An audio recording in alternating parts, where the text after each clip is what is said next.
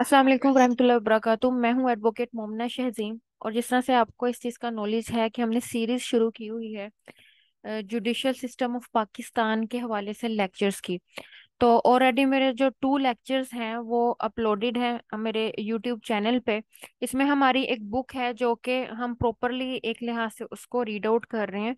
और इंशाल्लाह अज़ीज़ जब भी हमारी कंप्लीट होगी तो जो सही तरीके से मेरे साथ पढ़ रहे हैं या कंसर्न है इससे, तो उनको जो हमारा जुडिशल सिस्टम है उसके हवाले से हर एक चीज़ पता होगी। मजीद इंशाल्लाह हम इसे जो है वो एमसीक्यूज वाइज भी और ओपन एंडेड क्वेश्चंस के लिहाज से भी डील करेंगे।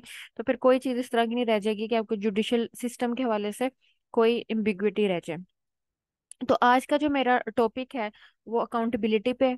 और दूसरा हमारा टॉपिक इसी लेक्चर में होगा सुप्रीम कोर्ट से रिलेटेड। तो जैसे जैसे हम पढ़ते जाएंगे आपको नॉलेज होता जाएगा। तो let's start today's lecture. The system of accountability is an essential prerequisite of the independence of judiciary.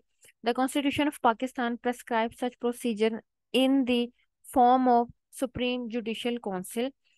The Supreme Judicial Council is a unique institution which comprises the senior most judges in judicial hierarchy and entrusted with the onerous onerous responsibility. ये जो word है इसको हम pronounce करेंगे onerous. ठीक है, so onerous responsibility of deciding complaints that are referred to it. यहाँ तक मैं आपको थोड़ा बताने की कोशिश करूंगी। इसके अंदर से कई चीजें हमारी निकल आनी है जो कि हमें पढ़नी है।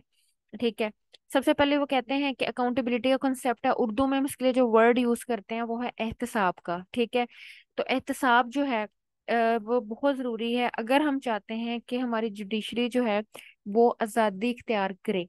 इसके लिए जो यहाँ पर वर्ड यूज़ हुआ वो आप डिक्शनरी भी, क्योंकि मैंने आपको साथ साथ बतानी है जो डिफिकल्ट वर्ड्स हैं उसके मीनिंग्स। तो यहाँ पर जो वर्ड यूज़ है वो है प्री रिक्विजिट्स। प्री रिक्विजिट से मुराद ये होता है किसी शर्त की बुनियादी ज़रूरत है। ठीक है, अगर आप ये शर्त पूरी नहीं करते तो आप ये समझें कि इंडिपेंडेंस ऑफ जुडिशरी एक ख्वाब है हमारा। ठीक है, तो क्या है कि तो अकाउंटेबिलिटी है वो एक essential pre requisite of the independence of judiciary है। अब ये वर्ड जो था प्री रिक्विजिट, इसको बकायदा तौर पर मैंने सर्च किया इसके मीनिंग्स क्या हैं। तो उसका जो है वो बकायदा तौर पर मुझे पता चला उसके सर्चिंग से। A thing that is required as a prior condition for something else to happen और एग्जिस्ट। ये नहीं कि अगर हम चाहते हैं कि इंडिपेंडेंट जुडिशरी हो तो उसके लिए अकाउंटेबिलिटी मैटर्स आर लोट। ठीक है, तो पहली लाइन मेरी ये थी, the constitution of Pakistan prescribe such procedure in the form of supreme judicial council. अब इस चीज को मद्देनजर रखें कि जहां पर कोर्ट्स की अकाउंटेबिलिटी का मैटर आएगा, जुडिशरी की अकाउंटेबिलिटी का मैटर आएगा, तो वहां पर जो अदारा हमारे सामने आता है वो हमारा है supreme judicial council. It's before you. क्या है सुप्रीम जुडिशियल काउंसिल? तो आपने बिला धड़क बगैर किसी टेंशन के जब आपको क्वेश्चन आए या इंटरव्यू में आपसे पूछा जाए कि अकाउंटेबिलिटी किस जगह पर है, कौन सा अदारा मैटर करता है, कौन सा इंस्टीट्यूशन है, तो हमारी ये सुप्रीम जुडिशियल काउंसिल इस चीज को देखती है। The supreme judicial council is a unique constitution institution, जैसे मैंने पहले भी रीड आउट किया, विच कंप्राइजेज। अब ये जरा गौर से देख लें, पहले भी हमने देखा हुआ है, ऊपर भी डिस्कस किया हुआ है मेरे सेकंड लेक्चर में। अल्हम्दुलिल्लाह ये मेरा थर्ड लेक्चर है विद रीडिंग, बुक रीडिंग। ठीक है, तो क्या है, सीनियर मोस्ट जजेस इन judicial hierarchy and interested with the onerous responsibility of deciding complaints. अब क्या है कि हमारा जो जुडिशियल काउंसिल है हमारी वो कंप्राइजेस है सीनियर मोस्ट जजेस पर। ठीक है, हायरार्की में। ठीक है, और ऑनरस रिस्पॉन्सिबिलिटी, ऑनरस का मीनिंग भी बिल्कुल मैंने सर्च किया जब मैं बाकी वर्ड्स को कर रही हूँ, तो इसको भी मैंने देखा। तो उसको भी मैं आपके सामने ले आती हूँ कि उसको हमने किस तरह से डील किया। ऑनरस था, तो इसे हम कहते हैं of a task and responsibility involving a great deal of effort, trouble और डिफिकल्टी। यानी कि बड़ी मेहनत के साथ किसी चीज को करना, तो हम ये वर्ड यूज कर सकते हैं कि onerous responsibility of deciding complaint that are refer to it. तो क्या है, बकायदा तौर पे एक हायरार्की है हमारे जजेस की, और इनके ऊपर एक बड़ी ऑनरस रिस्पॉन्सिबिलिटी है कि वो हमारी कंप्लेंट्स को डिसाइड करें जब वो उनके पास भेजी जाती हैं। The supreme judicial council is comprised of chief justice of Pakistan as chairman. देख लीजिए, जब कोई कभी आपसे ये पूछे कि सुप्रीम जुडिशल काउंसिल की हेडिंग कौन करता है, तो जनाबे अली जो चेयरमैन है, जो कि है chief justice of Pakistan with two most senior जजेस ऑफ सुप्रीम कोर्ट, ये भी मद्देनजर रखें। ठीक है। तो सुप्रीम कोर्ट से कौन कौन है? चीफ जस्टिस ऑफ पाकिस्तान जो कि इसका चेयरमैन कहलाता है, इसके अलावा टू मोस्ट सीनियर जजेस of supreme court and to most senior जजेस chief justice of high court. देखें, most senior chief justice of high court as members. ठीक है। दी registrar supreme court of Pakistan acts at as it's secretary. और आपसे जब ये पूछा जाए कि सुप्रीम जुडिशल काउंसिल जो है उसका सेक्रेटरी कौन है, तो सुप्रीम कोर्ट का जो रजिस्ट्रार है वो इसका सेक्रेटरी है। On a reference received from President or through suo motu action, the Supreme Judicial Council investigates the matter and presents its finding to the president. अब ये तरीकाकार बता दिया गया है कि शिकायत मौसूल कैसे होती हैं, थ्रू रेफरेंस होती हैं, रेफरेंस भेजा जाता है प्रेसिडेंट की तरफ से। या दूसरा तरीकाकार है सो मोटो होता है अस खुद नोटिस लेना, तो सुप्रीम कोर्ट खुद देखता है और फिर सुप्रीम कोर्ट जुडिशल काउंसिल जो है उसको मामला रेफर करता है। यहाँ तक पता चल गया, ये दो चीजें होंगी। The supreme judicial council investigates the matter and present its finding to the president. ये देखें आपके सामने, उसमें बताया कि इस रेफरेंस पे सुप्रीम कोर्ट का रद्द अमल क्या होता है, कि सुप्रीम कोर्ट बकायदा तौर पर मैटर को इन्वेस्टिगेट करती है और उसके पास जो फाइंडिंग्स आती हैं, जो चीजें उसने फाइंड की होती हैं, उसने प्रेजेंट करनी होती हैं प्रेसिडेंट को। If the council decide that the जज is incapable of performing the duties of the office or is guilty of misconduct and therefore should be removed from office, the president may order the removal of such judge. A judge may not be removed from service except on the specified grounds and subject to the prescribed procedure। ये आपके सामने है।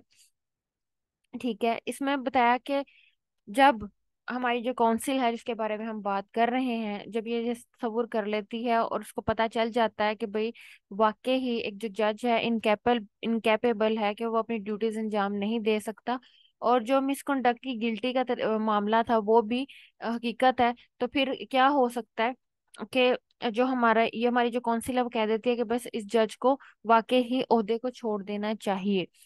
तो वो मतलब जिस reference के through आया था मामला अदा की हमारी काउंसिल के पास, काउंसिल जो है वो फिर बता देती है प्रेसिडेंट को कि हाँ जी ये बात ठीक थी और हमने तहकीकात कर ली है, ऐसा ही है।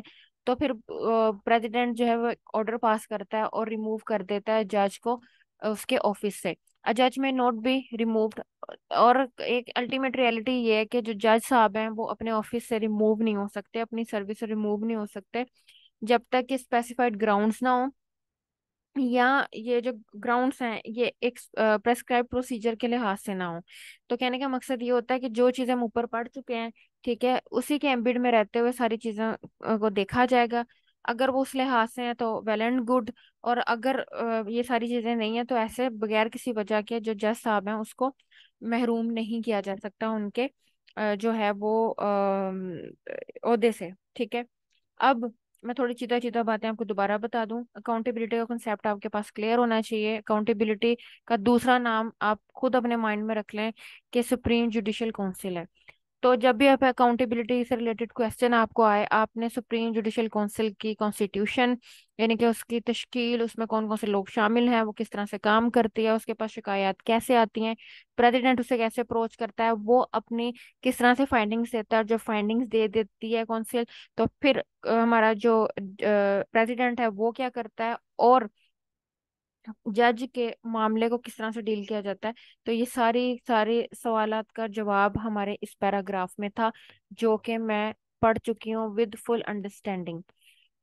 अच्छा जी, अब उसके बाद हमारा very near and dear court आ जाती है, जो हमारी अपेक्स कोर्ट है, सुप्रीम कोर्ट। तो इसको बड़े अपने जो है वो आंखें खोल के और कान खोल के सुने कि इसका क्या मामला है। तो अगर आप इधर ही अच्छे तरीके से पढ़ लेंगे ना तो आपको कहीं और से पढ़ने की जरूरत ही नहीं पड़नी।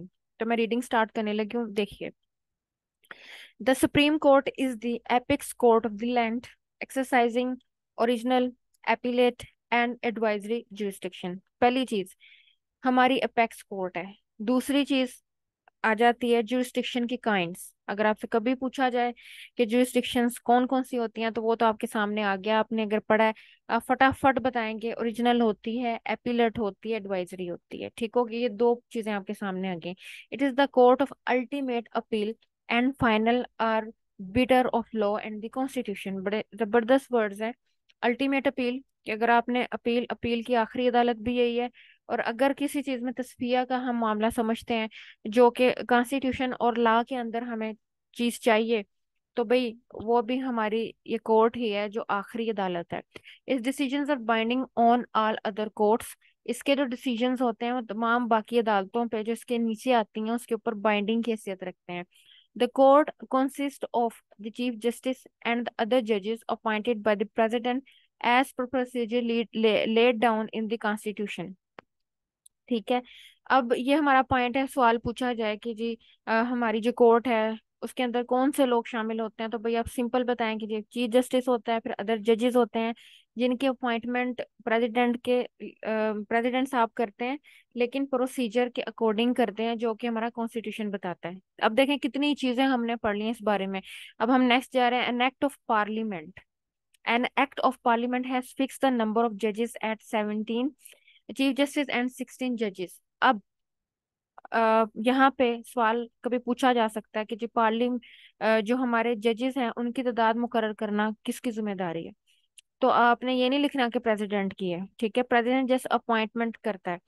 तो इसकी जिम्मेदारी पार्लियामेंट की है। किसकी है? पार्लियामेंट की। चीफ जस्टिस की, और बाकी 16 जजेस की, कुल मिला के 17 जजेस हो गए। There is also provision for appointment of acting जजेस एज वेल एज एडहॉक जजेस इन द कोर्ट। इसके अलावा हमारा जो कॉन्स्टिट्यूशन है उसके अंदर प्रोविजंस है बकायदा तौर पर कि एक्टिंग जजेस और एडहॉक जजेस का तकर्रुर किस तरह से किया जाएगा। अब ये दो टर्म्स है हमारे पास। ठीक है। एक्टिंग का मतलब ये चीज होती है कि अगर कोई शख्स हमारा जज के है तो उसकी गैर मौजूदगी में कौन है। और एडहॉक का मतलब होता है कुछ अरसे के लिए, जैसे हम कहते हैं अक्सर कॉन्ट्रैक्ट बेसिस। ठीक है। तो वो जजेस जो हैं वो वर्क करते हैं। तो यानी कि कहने का मकसद ये होता है कि दोनों टर्म्स मुख्तलिफ हैं लेकिन अपना अपना इनका क्राइटेरिया है। A person with 5 years experience as a judge of High Court or 15 years standing as an advocate of the High Court is eligible to be appointed as judge of the Supreme Court। अब हमसे ये पूछा जाए कि भाई इसकी eligibility criteria क्या है, तो इस एक लाइन से हमें पता चल गया कि अगर आपने 5 साल तक एज अ जज ऑफ हाई कोर्ट वर्किंग की है तो आप सुप्रीम कोर्ट के जज लग सकते हैं। ठीक है, मैं यहाँ पे वर्ड यूज कर रही हूँ, जज ऑफ सुप्रीम कोर्ट। और वकील होने की हैसियत से आपकी जो स्टैंडिंग है, जो आपकी प्रैक्टिस है, वो तकरीबन 15 साल होनी चाहिए।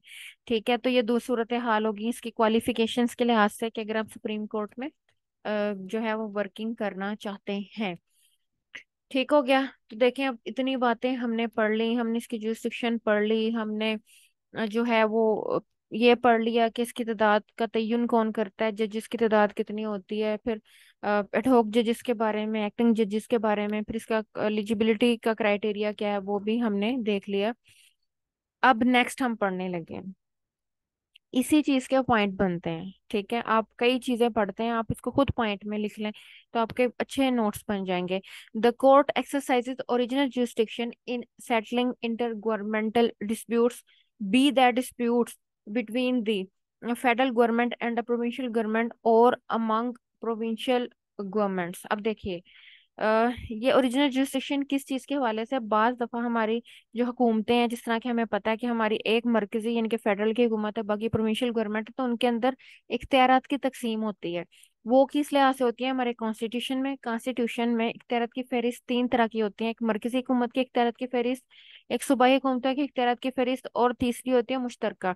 तो अक्सर जो मुश्तरका इख्तियारात के मामलात होते हैं उसके अंदर जो है वो मतलब ये चीज चाहिए होती है कि उनको जरा स्पेसिफाई कर दिया जाए। तो उस सिलसिले में जो हमारी हुकूमतें होती हैं वो सुप्रीम कोर्ट का दरवाजा खटखटाती हैं और वो चाह रही होती हैं कि इसके बारे में सुप्रीम कोर्ट बताए कि जो मुश्तरका इख्तियारात हैं इसके अंदर कितना परसेंट मरकज का है और कितना परसेंट सूबे का है। तो इसको हम मुसालेहाती फैसले भी कहते हैं, मुसालेहाती फैसले भी कहते हैं।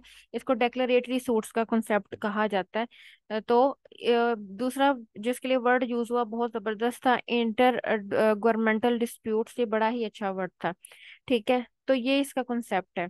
अब हम आगे चल रहे हैं। The court also exercises original jurisdiction concurrently with high courts for the enforcement of fundamental rights where a question of public importance is involved। अब देखें, पहले हमने कहा कि ओरिजिनल जुरिस्डिक्शन में इंटर गवर्नमेंटल डिस्प्यूट्स को हल करना इसकी जिम्मेदारी है। ठीक है, अब हम दूसरा पॉइंट पढ़ रहे हैं, कंकरंट कैपेसिटी। यानी कि कंकरंट का मतलब होता है ज्वाइन टुगेदर, कि कुछ मामलात जो कि पब्लिक इंटरेस्ट के मामलात हैं प्लस उसके साथ फंडामेंटल राइट्स हमारे इन्वॉल्व हैं, उसके साथ जुड़े हुए हैं।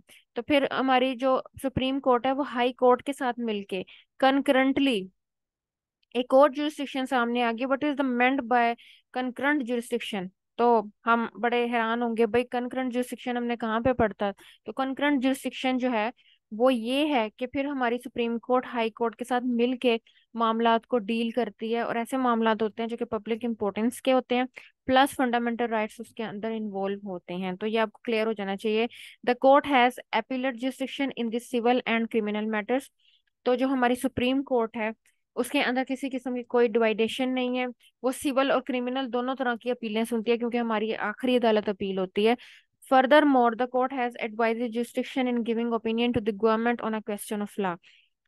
इसके अलावा जो हमारी कोर्ट है वो एडवाइजरी जुरिस्डिक्शन भी रखती है, वो उस मामले में कि जब हुकूमत किसी भी मामले के अंदर कानूनी नुक्ता के बारे में राय लेना चाहती है तो सुप्रीम कोर्ट का दरवाजा खटखटाती है, तो सुप्रीम कोर्ट हमारी हुकूमत की हेल्प कर देती है। अब वो हेल्प सूबाई हुकूमत की भी हो सकती है, वो हमारी फेडरल गवर्नमेंट की भी हो सकती है। तो अब आप ये देख लें कि हमने जुरिस्डिक्शन की मजीद कनकरेंट कॉन्करेंटली जुरिस्डिक्शन को देख लिया, फिर एडवाइजरी जुरिस्डिक्शन को देख लिया, फिर एपेलेट जुरिस्डिक्शन को देख लिया। ठीक है, तो हमने कई इसकी काइंड्स जो हैं वो इसमें ही देख ली हैं। इसको बकायदा तौर पर आप नोट करके इसके पॉइंट्स भी बना सकते हैं। नेक्स्ट हम हमारा आ जाता है, to provide an expeditious and inexpensive remedy. बहुत ही प्यारे दोनों अल्फाज हैं। एक्सपीडिशियस का मतलब होता है स्पीडी, ठीक है, जिसे हम प्रॉम्प्ट का वर्ड यूज करते हैं। इनएक्सपेंसिव रेमेडी से मुराद ये आता है कि अच्छे तरीके में, सस्ते लिहाज से अच्छे हो और म्यारी जो है वो रेमेडी फ्राहम की in matters relating to infringements of fundamental rights enshrined in chapter 2 of the constitution. साथ में बता दिया गया कि हमारे फंडामेंटल राइट्स कॉन्स्टिट्यूशन के चैप्टर नंबर 2 में है। A human rights cell has been established in the court, which now includes expatriate Pakistani's complaint wing। अब ये जो हमारा एक वर्ड है एक्सपेट्रिएट, इसको भी मैंने बकायदा तौर पर जो है यहाँ पे सर्च किया है, लेकिन सबसे पहले मैं बता दूं कि अब हम किस चीज़ को डील कर रहे हैं। यहाँ पे हमारा पॉइंट है, और इसको बेशक लिख लें, ह्यूमन राइट्स सेल। ये भी हमारी सुप्रीम कोर्ट में इस्टेब्लिश है।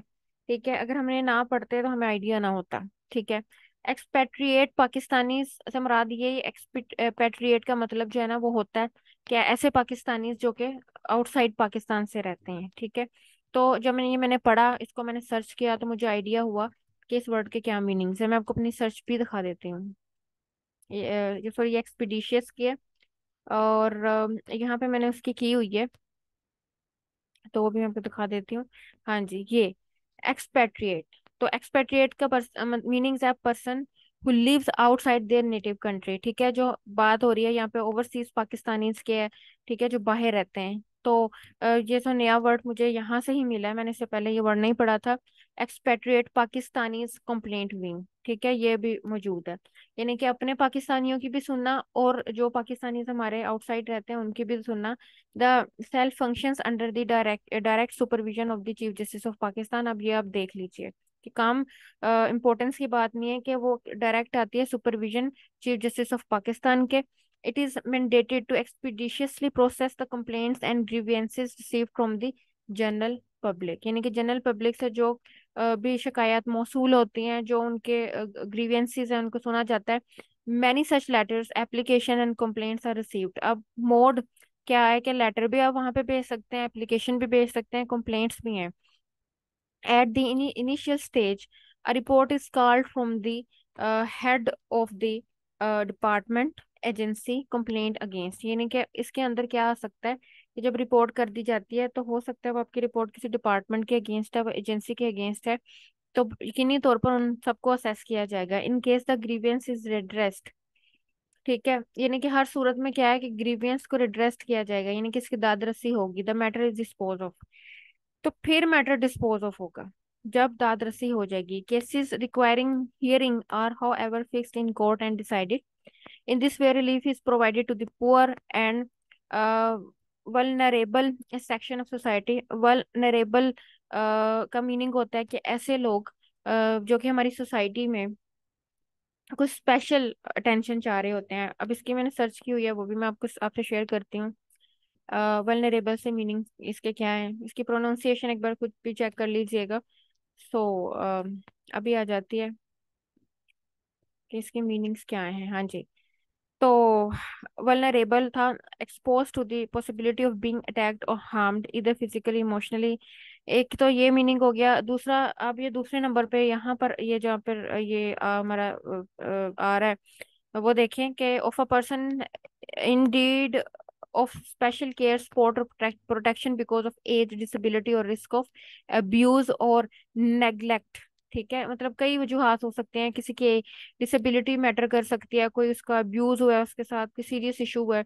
ठीक है, तो उसको हम कह सकते हैं कि vulnerable section of society without going through the traditional protracted litigation process। वो कहते हैं कि ऐसे मामला जो कि संगीन नोयत के हैं, ठीक है, तो कोशिश की जाती है कि जो एक लॉन्ग टर्म प्रोसेस है जस्टिस का, उसको अवॉइड करते हुए फौरी तौर पर उनकी जो नुकसान है उसका अजाला करने की कोशिश की जाए। The public interest litigation in this form paved way for the bringing relief as well as statutory reforms in the matter of general public importance. तो उन्होंने हमें बताया कि ऐसी चीजें क्या करती हैं कि जो हमारी होती है पब्लिक लिटिगेशन, उसके लिए एक रास्ता हमवार करती है कि हमारी जो लिटिगेशन है उसके अंदर बाकायदा तौर पर पब्लिक इंटरेस्ट को मद्देनजर रखा जाता है। अब देखें, यहाँ पर कुछ एनेक्टमेंट्स आएंगे, और इससे पहले मैं इनको थोड़ा, कुछ हैं जिसको मैं नहीं जानती थी। The enactment of the bounded labour system abolition act 1992।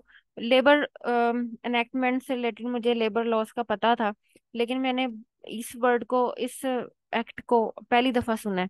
ठीक है, कि इस तरह से बोला जाता है, bonded bonded labour system abolition act 1992। दूसरा, human organs and tissues act 2010। ये मैं फर्स्ट टाइम सुन रही हूँ, मेरे नॉलेज में नहीं था कि ये भी होता है। Prohibition of kite flying amendment act 2009। Prohibition of smoking and protection of non smokers health ordinance 2002।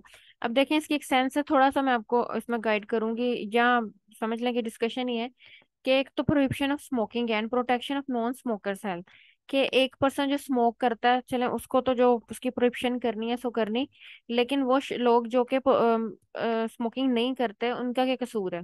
ठीक है, तो दोनों लोगों को जो है वो डिस्कशन का हिस्सा बनाया जाएगा इस एक्ट में।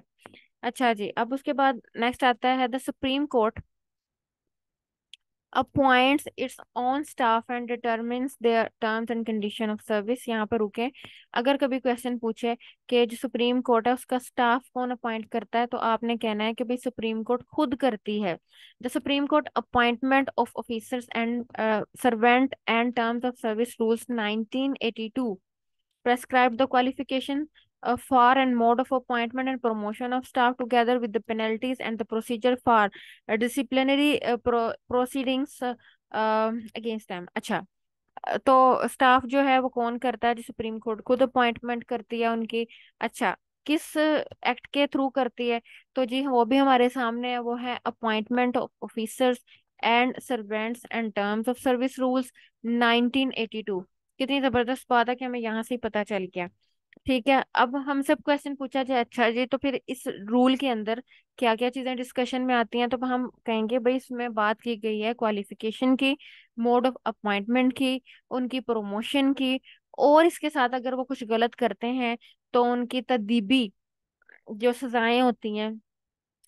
जब हम तदीबी का वर्ड है डिसिप्लिनरी, डिसिप्लिनरी के कोई इस तरह के अगेंस्ट जाते हैं, गलत मामला कुछ करते हैं, तो वो भी एक प्रॉपर प्रोसीजर मौजूद है। तो supreme court rules 1980 laid down a detailed procedure for the filing of petitions and appeals and their processing through the court। और आप देख लीजिए कि सुप्रीम कोर्ट रूल्स, पहले तो हमने बता दिया कि रूल आ गया 1982 जिसके लिहाज से वो अपने स्टाफ के मामलों को डील कर रहा है। फिर अगर स्टाफ को भी किसी लिहाज से सुप्रीम कोर्ट से कोई मामला दरपेश आ जाता है, कोई गलत फैसला हो जाता है, खता हो ही सकती है ना, तो फिर उनके पास भी एक है कि वो उस रूल के लिहाज से पिटीशन फाइल भी कर सकते हैं कि भाई ये मामला तो जरा गड़बड़ी के साथ डील किया गया तो इसको जरा देख लें एक बार। ठीक हो गया। अच्छा, as compare to the practice elsewhere in the world, particularly the United States and United Kingdom, where fewer cases reach the apex court, the Supreme Court of Pakistan deals with the cases far beyond its capacity to handle। अच्छा, अब ये एक भी एक हकीकत है। ठीक है, वो कहते हैं कि जब यूनाइटेड स्टेट हम यूनाइटेड किंगडम की बात करते हैं तो उसके अंदर बहुत कम केसेस हैं जो उनके एपिक्स कोर्ट तक जाते हैं।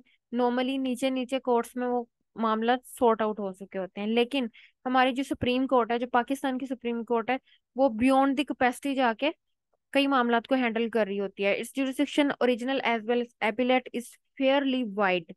कि हमारी जो सुप्रीम कोर्ट है उसकी जो दो जुरिसडिक्शंस हैं, इसमें ओरिजिनल और हमारी एपिलेट जुरिसडिक्शन है, वो काफी वाइड क्राइटेरिया रखती है। Besides entertaining civil and criminal appeals from the high courts, the court also hear appeals from the judgments against the Federal Shariat Court, Federal Provincial Service Tribunals and some special courts। ठीक है, अब ये बड़ा main important point है, ये 3 लाइनों में बड़ी जबरदस्त बात कर दी कि सिविल और क्रिमिनल अपील्स तो सुनती है, फिर इसके साथ ये क्या सुन रही है कि जजमेंट्स का मामला सुन रही है, फेडरल शरीयत कोर्ट के मामलात को सुन रही है, फिर फेडरल और प्रोविंशियल सर्विस ट्राइब्यूनल्स के मामलात को सुन रही है। इसके अलावा कुछ स्पेशल कोर्ट्स हैं, उनके मामलात भी डायरेक्ट हमारी सुप्रीम कोर्ट में जाते हैं। ठीक है, the court also entertains cases of violation of fundamental rights under its original jurisdiction, article 184(3)। आपको पता है ये बहुत इंपॉर्टेंट है रिट के हवाले से। तो जहाँ कहीं भी फंडामेंटल राइट का कॉन्सेप्ट आता है तो सुनवाई नहीं हो रही निचले सिस्टम में, तो फौरी तौर पर कहा जाता है कि जी हम 184(3) में जा रहे हैं। ठीक है, तो ये आपने मद्देनजर रखना है। As a consequence there is always a huge number of pending cases before the court.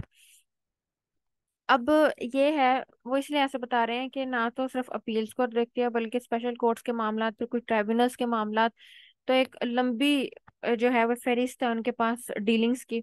अब यहाँ पे कुछ अदादोशुमार हैं जो कि मैं रीड आउट इसलिए हासिल नहीं करी कि ये 2013 के हैं। तो कहने का मकसद ये है कि उसमें अप्रोक्सीमेटली केसेस की तादाद लिखी हुई है, फिर उनको फाइल करने के मामला हैं। तो अब हमारा जो ईयर जा रहा है वो 2023 है। तो उस लिहाज से देखा जाए तो अब तो काफी अरसा हो गया और अब जमीनों आसमान का फर्क होगा। तो कहने का मकसद ये आता है कि काफी हैवी वर्क जो है वो हमारी सुप्रीम कोर्ट को करना पड़ता है। तो इस पैराग्राफ को मैंने जरा रीड इसलिए नहीं किया कि ये दादोशुमार में अब और उसमें काफी फर्क होगा, बट एक बार आप इसको देख लें कि इसके अंदर क्या चीज़ है। कहने का मकसद यही था कि उन्होंने एक लिहाज से हैवी वर्कलोड को बयान करने की कोशिश की गई है। अच्छा जी, उसके बाद है to facilitate the litigant public and ensure prompt disposal of cases the court generally operates through benches। ठीक है, अब हमारा जो यहाँ पे कॉन्सेप्ट आ गया है वो बेंचेस का आ गया है। ठीक है, तो अगर आपसे वर्ड पूछा जाए कि जी सुप्रीम कोर्ट के बेंचेस के बारे में जो है नोट लिखे हैं या उसके बारे में डिटेल्स दें, तो भाई इसके भी आप पॉइंट्स बना लें। वर्किंग एट द, अब हम इसे देखने लग गए हैं, working at the principal seat and the 4 branch registries. अब जो बेंचेस है ना उसको एक और वर्ड से भी यूज कर सकते हैं जिसको हम कहते हैं ब्रांच रजिस्ट्रीज। तो सबसे पहले तो प्रिंसिपल सीट है, हमें पता है कि वो इस्लामाबाद में है हमारी, और 4 ब्रांच रजिस्ट्रीज हैं, 1 एट ईच प्रोविंशियल मेट्रोपोलिस। के हर एक प्रोविंस के अंदर इसका जो है वो ब्रांच रजिस्ट्री मौजूद है। Such benches work almost round the year, और ये बेंचेस वो कहते हैं तकरीबन पूरा साल ही वर्क कर रहे होते हैं। Whereas the constitution of benches and their operation is various cities facilitate the public and ensure justice at the doorstep. कि ये जो हमारे बेंचेस हैं ये बेसिकली क्या कर रहे हैं कि फैसिलिटेट कर रहे हैं पब्लिक को उनके घरों तक ही, घरों तक भी। The system does affect the quality of judgments and deprive the court of collective wisdom. So, very vital for the apex court dealing with important issues involving the interpretation of law and constitution. वो कहते हैं जहाँ तक door step तक इंसाफ की फराहमी की बात थी, तो इससे कुछ इश्यूज भी क्रिएट हुए हैं, जिससे जो उसका मेन मोटिव था कि वो लॉ के इंटरप्रिटेशन करती है या उसके कॉन्स्टिट्यूशन के मामला थे, तो उससे थोड़ा फिर उसकी जो है वो भटक जाती है तवज्जो, या उसका जो है वो जब बर्डन ज्यादा आना है फिर वो हर चीज पे तो उस तरह से ना तवज्जो दे सकती। देर फिर वो कहते हैं there is there for perhaps need to examine the wisdom of the bench system, कि आप जरूरत इस अमर की है कि आप कोशिश करें कि जो हमारा बेंच सिस्टम है सुप्रीम कोर्ट का, उसको दोबारा से इसको देखा जाए, which is however not possible with the present workload and rising trend of institution of cases due to the wider jurisdiction of the court. वो कहते हैं कि कोशिश करें कि केसेस के लिहाज से जो अदालतों की जुरिस्डिक्शन है ना उसको थोड़ा वाइड किया जाए, ताकि वो अदालतें जो हैं वो खुद ही उसको, जो निचली अदालतें हैं वो डील कर लें और सुप्रीम कोर्ट के ऊपर जो बोझ है वो कम पड़े। अच्छा जी, तो यहाँ तक आया due to the wider jurisdiction of the court, a way out may be the transfer of the court appellate jurisdiction under Article 212 appeal in the service matters to the High Court। अब इसमें उन्होंने थोड़ी मिसाल बयान की है कि जिस तरह से इसके अंदर एक तरीक़ाकार चलता है कि जो खास तौर पर सर्विस मैटर से रिलेटेड मामला होते हैं, तो सुप्रीम कोर्ट जो है ना वो अंडर आर्टिकल 212 के तहत हाई कोर्ट को भिजवा देती है। ठीक है, तो फिर क्या करती है, the high court courts could handle the extra workload. वो सुप्रीम कोर्ट के ही इख्तियार को इस्तेमाल कर रही होती है, लेकिन वो एक्स्ट्रा लोड को बांटने बांटने के लिए ये जो रीट का आर्टिकल है ये डील किया जाता है। इसको कहते हैं अपील्स इन सर्विस मैटर्स। तो जब कभी आए इसमें ये होता है, ये थोड़ा अपना जो हमारी सुप्रीम कोर्ट है वही पार्ट्स डेलीगेट कर देती है हाई कोर्ट को कि सर्विस मैटर से इसी मामले को तुम देखो। ठीक है, as their strength was recently increase in 2008 and they are currently operating with full strength. ठीक है, तो हम ये कह सकते हैं कि फिर इस 212 के तहत जो है ना हमारी हाई कोर्ट सुप्रीम कोर्ट के लेवल पे ही आके वर्क कर रही होती है, क्योंकि इसमें वो पार्ट्स डेलीगेट कर देती है हाई कोर्ट को, और हाई कोर्ट का फिर फैसला इसके अंदर आखिरी फैसला होगा। They could deal with the appeals arising out of the judgments of the provincial service tribunal. ठीक है, और the appeals against verdict of federal service tribunal may be filed at the Islamabad High Court. Its sentence however requires an increase due to the heavy pendency before it. वो कहते हैं अब जो service matters हैं, ठीक है, प्रोविंशियल सर्विस ट्राइब्यूनल है उससे मुतल्लक अगर आपने कोई अपील दायर करनी है तो आप किधर जाएंगे, सर्विस ट्रिब्यूनल जो है वो भी कायम कर दिए जाते हैं इस्लामाबाद हाई कोर्ट में। ठीक है, तो वहां पर मौजूद है, वहां पर आपने जाना है और जाके अपने मामले को डील करना है। तो कहते हैं को इसको स्ट्रेंथ देने की जरूरत है ताकि जो मामला की पेंडेंसी है, ठीक है, उसको सॉर्ट आउट किया जा सके। तो ये सारा हमारा जो था वो सिनेरियो है हमारा सुप्रीम कोर्ट के मामलात का। तो होपफुली कि आपको चीज़ें जो समझ लग गई होंगी, हमने बहुत चीज़ें इसमें पढ़ ली हैं। ठीक है, और कई चीज़ें हैं तो कोशिश करें पॉइंट्स बना लिया करें, ताकि जो हम रीडिंग कर रहे हैं वो एक जगह पर आपके पास सेव भी हो जाए, और फिर बार बार आपको लेक्चर ना सुनना पड़े। तो ये लेक्चर वैसे तो मैंने यूट्यूब पे अपलोड कर देना इंशाल्लाह एवरी टाइम अवेलेबल, लेकिन फिर भी जो है वो इसमें थोड़ी आसानी हो जाती है कि आप जब उसके पॉइंट्स लिख लेंगे तो आपको अपने रजिस्टर्स को ही सिर्फ देखना पड़ेगा। सो इंशाल्लाह नेक्स्ट लेक्चर के साथ मिलेंगे इस तरह से ही रीडिंग के साथ। अस्सलाम वालेकुम रहमतुल्लाहि व बरकातहू।